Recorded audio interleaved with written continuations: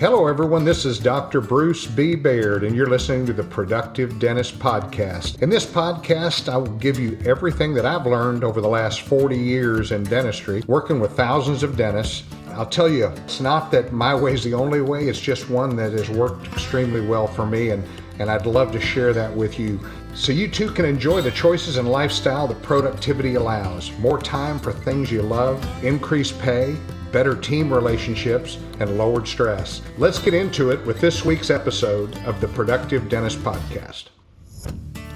The patients that walk out your door after you go through that process that you go through that says no, well, the conversation was irrelevant because they said no.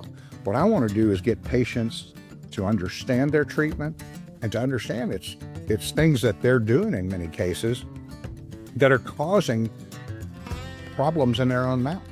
And once they understand that, they'll say, that was the best exam I've ever had. Hi, this is Dr. Bruce Baird with the Productive Dentist Podcast, and I'm really enjoying this series of podcasts that we're just starting. It's actually for the Clinical Calibration Institute, and so we're going to go through a series of multiple podcasts that are going to talk about some of the stress points in dentistry, and from communication and productivity to the stress of dentistry to financial conversations, that don't have to be awkward. Difficult patients are often confused patients, and handling future failures with grace, and the dentist doesn't have to carry it all on his shoulders. So today we're going to talk about the real stress in dentistry. And as you guys know, dentistry is stressful. It for whatever reason. I remember when I first started in dentistry, I was not a very good boss. I had difficulties communicating with not only with my employees and my team, but I also had a tough time even going over treatment plans with patients, because it would be a lot of money and I would feel bad that they had this problem and that and I took it personally. But overall, the goal should be, let's reduce the stress of you as the dentist, as the practitioner. Let's reduce the stress of your team. Let's reduce the stress on your patients, and let's also reduce the stress if you have associates. And a lot of that can be planned way ahead of time. Because most dentists, they run behind all day long and they catch up at lunch, and then you catch up at the end of the day. We've talked about that in the podcast over the years. But how do we stop doing that? And there's a lot of different things that we look at, but what I say is expect the unexpected. In our practice, when we first started, I was stressed all the time. We had loans to pay. We had a lot of patients, which was great, but I didn't know the patients, and I decided early on, probably in my fourth or fifth year, and I say that's early on, but I decided early on that a patient's complaint or an employee's complaint or my complaints had validity. And what I wanted to do is find ways to handle objections before they became objections. When the patient came in, an example would be when the patient came in that I had done an implant on, and they come in 30 years after I did it, and they said, I thought you said it was going to last the rest of my life. And I said, Joe, I didn't know you were going to live this long. And we laughed. But I started explaining to patients what the actual future looked like. And my implants are highly successful. 95+% are successful, but there's that 5%, 1 in 20, that for some reason your bone doesn't grow to it. So let's keep a watch on that. In other words, I am handling this patient having a failure, even though it's a very small chance, before I even do the procedure. If my team is stressed out about things, I wanted to find out, why are they stressed, and look at it again, as a training opportunity. Most of their stress, most of your team's stress, whether it be your hygiene, whether it be your clinical assistants, whether it be your administrative team, it's because you're not calibrated. You're not on the same page, if that makes sense. You are expecting things done one way, and you get stressed because maybe it's not being done that way, but we're not taking the time to literally train our team on what things we want, on how we look at things. Doctor, are you tired of repeating yourself with your team over and over again, and yet you still see treatment walk out the door? If so, you're not alone. The Clinical Calibration Institute, powered by Productive Dentist Academy, is an all-new online platform that unites your team around your philosophy of care, so patients can say yes with confidence and you grow with purpose. Including online curriculum with world-class faculty, monthly live mastermind sessions for each department within your practice, and an online private community, this is your home to grow. Head over to clinicalcalibration.com today to join every member of your team for one very low monthly membership fee. That's clinicalcalibration.com. And one of my good friends, Dr. Jackson Bean, he was an associate 20 plus years ago. But he has games that he plays with his team. And I think that's super great, because they'll look at cases and what do you guys think about this case? In other words, getting everyone to think not the same way, but to be on the same page when it comes to a philosophy of care. And so when you don't have that, you have team members arguing with each other. You have patients that are complaining about certain things. I always looked at a patient complaining as just being a butthead early on in my career. Oh, they're just a butthead. But what that meant was they actually were, one part of our system broke down, and it was more our issue. And just the one person who complained, there might be 100 others that felt the same way as they did. And I didn't like that. Anything that stresses me out, anything that stresses the team out, anything that stresses patients out, are things that we have to take responsibility for. And, my team I used to joke that my team carried around a fire extinguisher just to put out the flames that I created during the day. And that's not that unusual in dentistry. Dentistry, again, very stressful. But I believe the real stress in dentistry has to do with not being on the same page with your patients, with your team, and with your own philosophy of care. And that's really where Clinical Calibration, our new program that we've launched, it really helps put that in perspective. It's going to help your team learn new philosophies and new ways of doing things. And when I say new ways, it's in coordination with what you believe.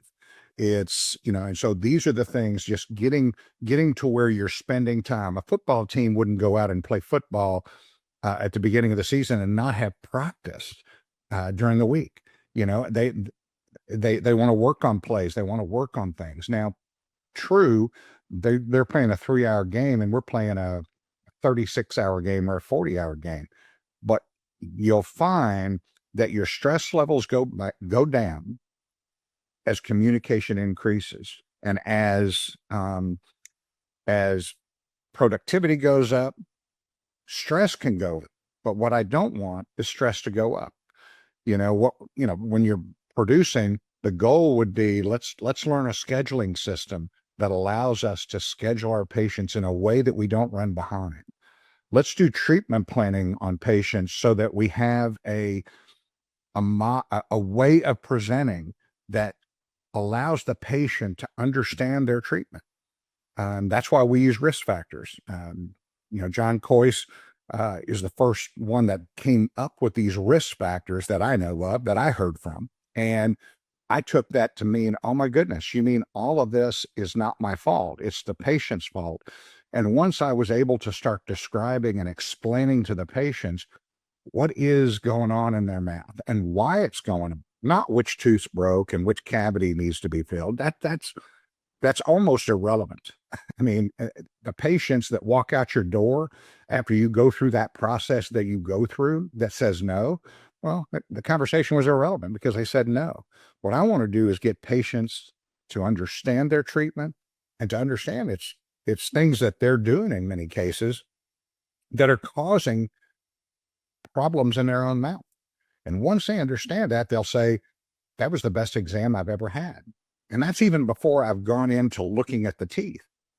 So by getting to know your patients, by that understanding, where you're from, how long have you lived here, um, and getting some points in common with that patient. And we're going to talk about that when we talk about communication and productivity, but it's critical. I don't want to work on strangers. I want to work on my friends. And if I get to know somebody, the chances of me building a relationship with them goes way up. People will not trust you, and they won't buy from you unless they do trust you. And, you just don't meet somebody in a second and all of a sudden, oh, I trust this person, unless you set it up that way. Unless everything you do in your office helps create that trust, from the way that they're answering at the front desk across the board, uh, facility, cleanliness, all these things help begin to build trust. We're big into marketing and going out and finding patients that need the services that I like to do. But any patient who walks in your door should feel comfortable, and through the exam process should be a part of your treatment planning. It should be a part of everything that you do so that the patient will move forward with their treatment. People that not that need the treatment, but people that want the treatment that you're offering will find ways to do it. I started the company Compassionate Finance years ago, and it was to help those folks that needed help to get their financing. They might not be credit worthy, but they were payment worthy. And that company, we did over $1 billion in loans for doctors and patients that just allowed patients to be able to say yes to treatment. But the truth is, even in my own office, I did not have to use that financing that often because my patients would find ways to do it, because we worked through our system um, and our exam process, which is kind of a unique way of examining the patient without concern of which tooth needs this and which tooth needs that, but with an understanding that the patient would go, oh, now I understand. Because if you don't change their habits, I talk to young dentists all the time. If you don't help the patient change the habits or give them something to help with their habits, like an occlusal guard for a grinder, or an appliance for somebody who has apnea, or all of these things, if you don't find ways that they understand how they can help, guess what? Your dentistry is going to fail. And it'll be, for some patients, if they're a heavy sugar intake person, it'll fail quickly. Well, that causes stress. Who does it cause stress to? Patient? Yeah. Team? Yeah. You? Yeah. Failure causes stress. And so even though we don't like failure, there are things that we can do to help the patient so that their dentistry and the work that you've done doesn't fail. My philosophy is, if I do the work for you and I tell you as a patient, there's a great chance, because of the materials we use, because of the things that we do, and more importantly, the things that you can do as a patient and you must do, there's a great chance that this dentistry should and could last a lifetime. So, I mean, it's very hard to enjoy dentistry when you're stressed.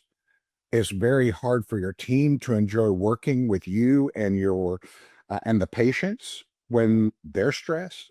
So, stress is real, and if you don't attack that, and if you don't find ways to solve those issues, you're going to continue to have difficulty in dentistry, and in any other business or any other work that you're in on the side. So I hope this makes sense from the perspective of how to enjoy how to enjoy life, how to enjoy dentistry. I enjoy dentistry. I love it. I love my patients and I love my team. And that in itself, it wasn't that way early on. It wasn't that way for the first probably 10 years. But I had to make a conscious effort to let's find ways to solve the issues so that those issues don't come back. And that's handling the objections before it becomes an objection. So I look forward to talking to you guys again on our next podcast, and tell everybody, tell your friends about it. We were the #1 voted podcast, I think at least a couple of years in a row.